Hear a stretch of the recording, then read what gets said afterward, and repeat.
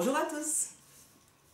Voilà, je vais vous parler aujourd'hui des prophéties autoréalisatrices dans le cadre de mon travail sur la rétrocausalité. Parce que maintenant, je pense que plusieurs parmi vous ont déjà entendu parler de ça. Vous pouvez regarder mes vidéos, vous pouvez lire mon livre « Comment les synchronicités ont changé ma vie ». Je vous remettrai le lien. Je vous mettrai aussi le lien pour mes ateliers sur la rétrocausalité. Donc voilà, vous avez de quoi vous informer. Mais simplement, dans la rétrocausalité, en fait, il est question d'aller dans le futur pour réorganiser notre présent. Et donc, ce que nous ne savons pas, c'est que nous faisons ça constamment. Nous allons dans le futur, et là, la plupart du temps, nous sommes dans des scénarios négatifs et nous projetons plein de choses. Oh mon Dieu, comment je vais faire si ça fait ça, voilà. Et nous rajoutons une émotion intense, et du coup, ça se fixe, et ça va se réaliser, parce que la pensée est créatrice, et l'émotion la potentialise.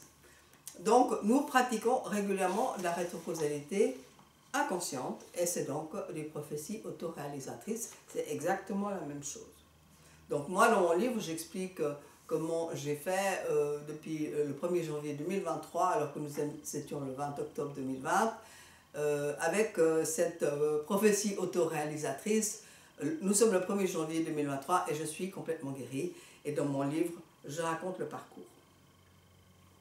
Mais bien avant ça, j'avais observé qu'il y a quand même assez souvent des gens qui prédisent leur mort, et ils ne s'en rendent pas compte vraiment, mais ils meurent comme ils l'ont dit. Et il y a beaucoup d'exemples flagrants, mais là où c'est le plus flagrant, évidemment, c'est avec les gens connus. Et ça vient donc de se reproduire avec Jane Birkin, qui est décédée il y a quelques semaines. Ça a beaucoup touché la conscience collective.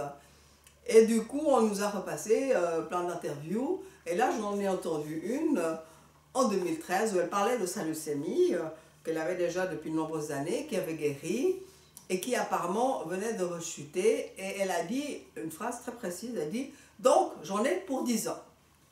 Et effectivement, 10 ans après, elle est morte. Alors, c'est frappant parce que c'est des personnages qu'on connaît, on s'identifie et on voit, ils ont dit ça et ça arrive ça. Et c'est très fréquent. Alors, on le voit aussi avec nos voisins, des membres de notre famille qui ont comme ça des prédictions. Ils ne se rendent même pas compte, mais ça se passe quand même.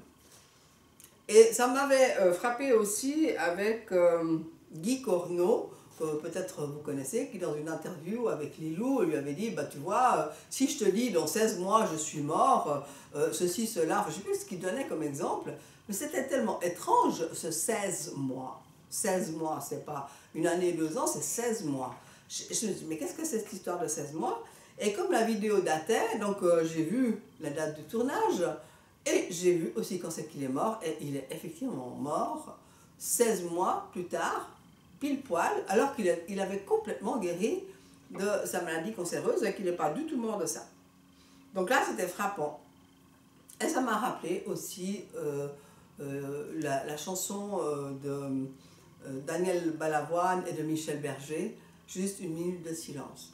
Vous l'avez certainement tous entendu, mais quand on écoute les paroles, c'est saisissant. Parce que Daniel Balavoine, il est mort à 33 ans, de manière complètement improbable, avec un hélicoptère qui chute. Michel Berger, il est mort à 44 ans d'une crise cardiaque. Enfin, c'était absolument pas possible. Et pourtant, ils ont chanté ça à deux. Et je vous lis juste le texte. Un soir, tu trouveras des brouillons dans leur cachette pour voir. Tu sortiras les disques de leur pochette. Notre histoire, tu la verras défiler dans ta tête. Alors, chut, pose doucement un doigt devant ta bouche et lutte. Efface de ta mémoire ces mots qui nous touchent. Brûle ces images qui nous plongent dans la solitude. Écoute ce qu'il reste de nous. Immobile et debout, une minute de silence. Ce qu'il reste, c'est tout. De ces deux cœurs immenses, de cet amour fou, est fait, si tu y penses, en souvenir de nous, une minute de silence. Waouh, c'est comme ça.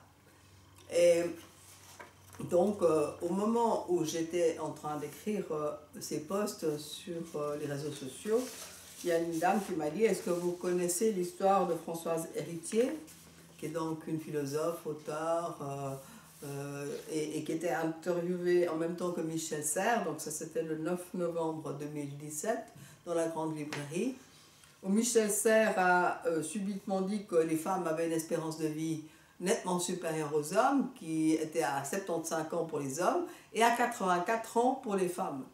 Et à ce moment-là, on a vu Madame Héritier blêmir devant l'écran. Et effectivement, le 15 novembre, c'est-à-dire une semaine pile poil juste après ça, elle est morte le jour de ses 84 ans. Donc en fait, elle a vraiment, c'est du direct, donc on peut le revoir, c'est vraiment, elle a reçu comme une espèce de verdict mortel qui l'a percuté et qui a fait que, effectivement, ça s'est auto-réalisé comme ça. Donc ce sont des exemples comme ça, incroyables, qui nous montrent l'importance du pouvoir de la pensée et en fait de ce que nous pouvons faire. Il faut l'identifier, il faut ensuite la diriger dans le bon sens. Je vous donne juste encore un exemple personnel. C'était bien avant que je m'intéressais à la rétrocausalité, donc j'avais divorcé, j'avais eu quelques histoires amoureuses foireuses, et puis j'en ai eu marre. Voilà. Et je me souviens très bien d'un jour où j'ai parlé avec moi-même, mais vraiment, je me souviens de l'endroit où c'était. Je me dis, ça suffit. Maintenant, comment t'as envie qu'il s'appelle cet homme? Je me suis répondu moi-même, Claude, j'ai aucune idée pourquoi. Et tu veux que l'habite où? Je dis, bah, alors à Paris. Alors, Claude de Paris, oui, Claude de Paris. Ok, bon, voilà, c'est Claude de Paris. C'était hallucinant comme conversation, mais en fait, ça a permis de fermer le tiroir de ces répétitions qui n'allaient pas. Je ne me suis plus intéressée du tout à ces histoires d'amour foireuses. J'ai complètement oublié. Je suis en train de publier un livre, donc ça, une année après, j'ai cherché un éditeur, j'ai trouvé une maison d'édition à Aix-en-Provence. Je parlais avec Marie et j'ai eu plusieurs échanges très sympathiques avec Marie. Et juste avant de signer, j'ai dit: écoutez Marie, je vais quand même venir jusqu'à Aix-en-Provence, je vais venir discuter avec vous, vraiment c'est important ce contrat, voilà. Et on a parlé, il fallait prendre un TGV, après il fallait louer une voiture, c'était compliqué, enfin, tout était compliqué. Et à la fin, elle me dit: mais pourquoi vous n'allez pas à Paris? Depuis la gare de Lyon, vous avez 3 stations et vous allez pouvoir discuter avec le responsable éditorial. Alors j'ai dit: bon, bah ok, allons pour Paris. Et ce que vous comprenez, juste au moment où je raconte ça, c'est que ce monsieur s'appelait Claude. Et je me suis trouvée, une année après ma conversation étrange, je me suis trouvée vraiment devant Claude de Paris, avec qui j'ai commencé une histoire d'amour qui a duré quand même une année. Et j'ai toujours su que je l'avais fait, mais je n'ai jamais su comment. Donc, la morale de cette histoire, c'est que nous avons une pensée créatrice qui est très importante. Alors, veillons à ce que nous pensons. Et si nous pensons des choses négatives, moi je me dis chaque fois: stop, reprogramme autrement. Comment tu peux dire les choses positivement? Et refusons de rajouter des émotions de peur ou des choses comme ça. Mettons-y des émotions de joie.